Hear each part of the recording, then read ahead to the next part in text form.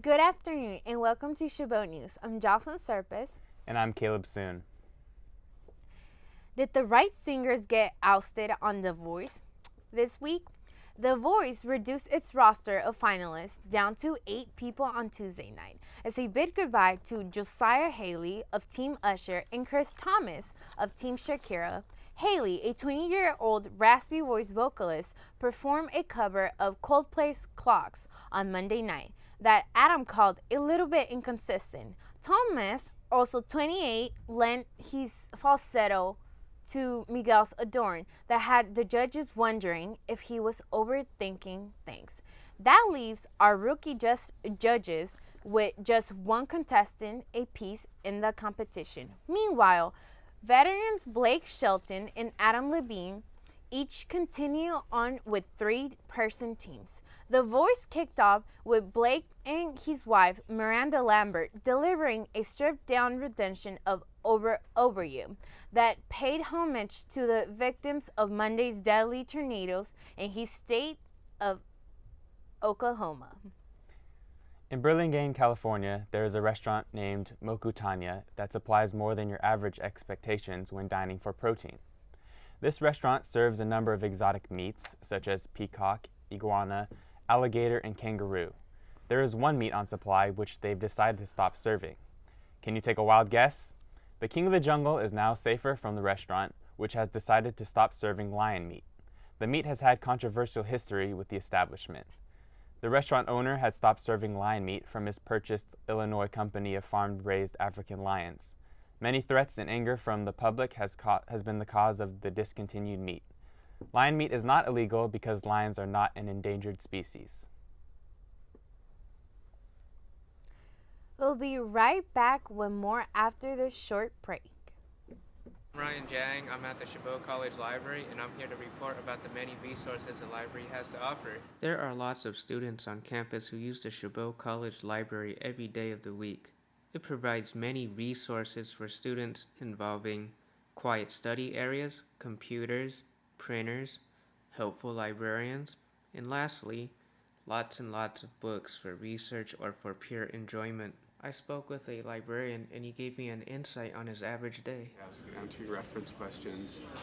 They might be teaching an orientation, a 1-hour lecture on how to use research. They ask us to talk to the students about how to do research. He told me the benefits.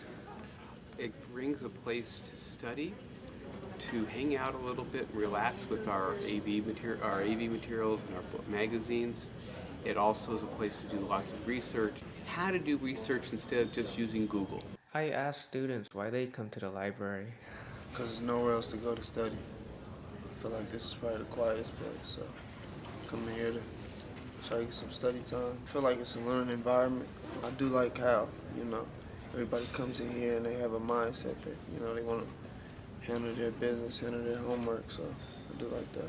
If there wasn't a library, I'd probably just end up in the cafeteria reading. I'm a tutor, so I have a break from 12 o'clock to 3 o'clock, and from that time I have nothing to do, or nowhere to go. So I usually just read or something, and I like to come here because it's quiet.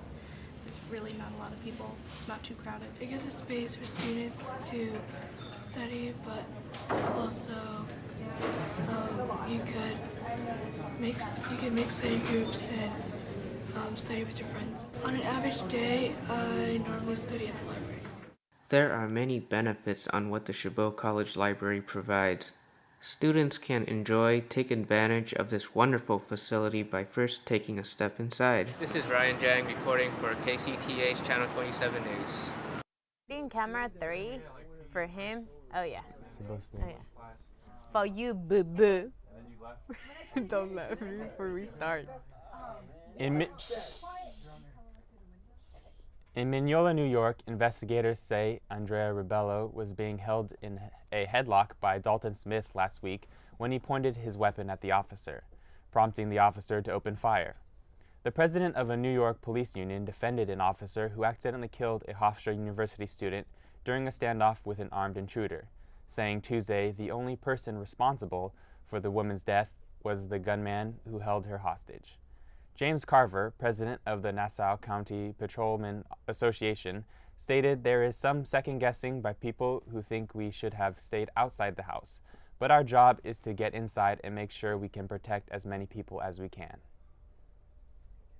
In Phoenix, Arizona, Jodi Arias faced the jury deciding her fate Tuesday and asked for a sentence of life in prison, describing herself as horrified by what she had done and saying of her victim's family she stated she never meant to cause them so much pain, despite having said in an interview that she wants to be executed. She asked the jury Tuesday to sentence her to life in prison. Arias was convicted May 8 of first-degree murder in the 2008 death of her boyfriend, Alexander, at his home in the Phoenix suburb of Mesa. He was stabbed almost 30 times in his throat, was cut ear to ear, and he was shot in the head. Arias is thought to have killed Alexander out of jealousy that he had broken up with her and planned to go to Mexico with another woman. Arias acknowledged the pain she has caused to the family of her victim, Travis Alexander, and said she hoped her conviction brought them peace. We'll be right back after this message. Well, after all, we got to stand tall. As I'm with you, the bang, the sound, the lead away. Say what you say, I just sail away. She can't stand me, but I miss her face. I feel like drowning, but the tide's too low. And now I'm waiting for the undertow. So I stand tall, it gets a little better. I see the wall that we can break down together.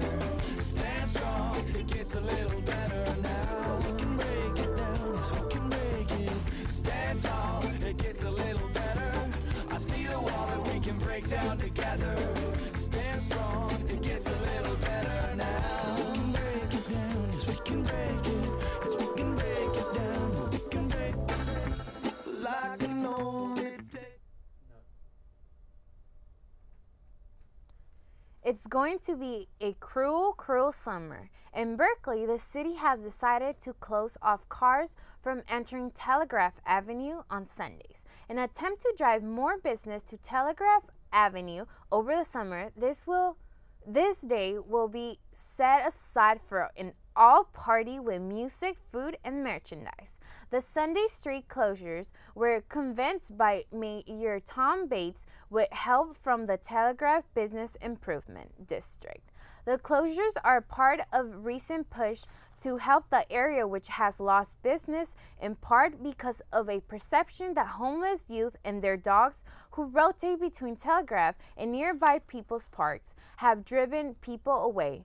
Roland Peterson, executive director of the business district, stated it will create a more positive ambience and have people feel more comfortable going there. The Sunday events will have a trial period of 6 weeks, and if they are deemed a success, will continue through September 8th.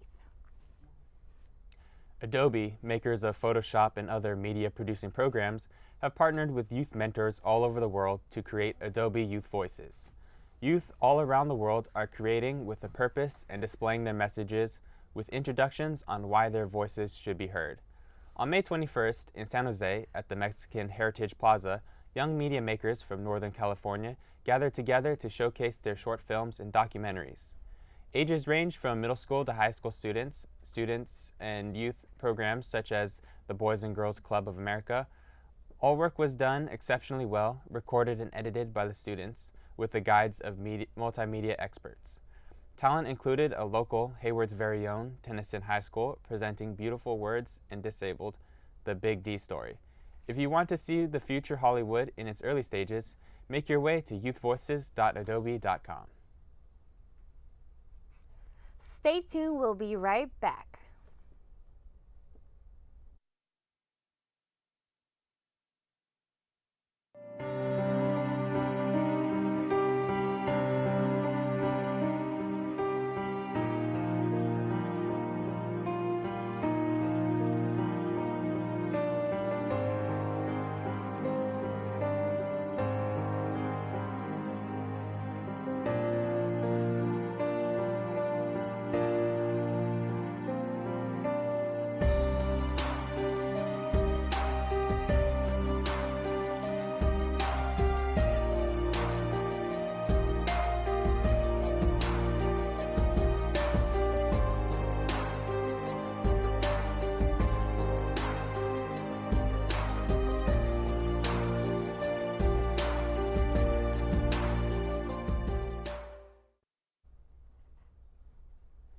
And that concludes our show for today. I'm Caleb Soon.